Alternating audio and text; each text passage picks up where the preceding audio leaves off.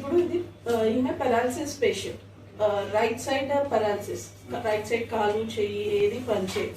So ఈమెని bed మీద నుంచి చైర్ లోకి ఎలా షిఫ్ట్ చేయాలి అనేది చెప్తారు. ఓకే, ఫస్ట్ యూరిన్ బ్యాగ్ అలాంటి ఏమైనా ఉంటే ఫస్ట్ అవి ఎంటీ చేసుకొని బ్యాగ్ తీసి బెడ్ మీద పెట్టుకోవాలి first.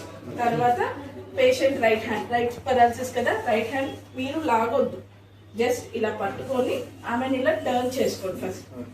Okay, after turning adjust the hand, చెయ్యి అడ్జస్ట్ చేసుకొని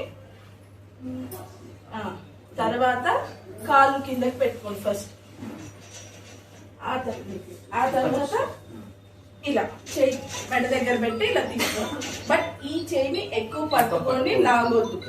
ఒకసారి ఇది పట్టుకొని లాగొద్దు చెయ్యి, ఎందుకంటే ఇది పెరాలసిస్ చెయ్యి. సో మనకి లాగితే డిస్లోకేట్ అయిపోతుంది. ఓకే, ఆ తర్వాత హ్యాండిల్ చేసుకొని wheelchair lock lock lock the wheelchair. Okay, ఇప్పుడు మీరు 2 చేతులు నాకు సపోర్ట్ చేయండి, టై చేసుకోండి. ఓకేనా, గట్టి పట్టుకోండి, ఇలా దగ్గర పంచిగా ఇలా పట్టుకొని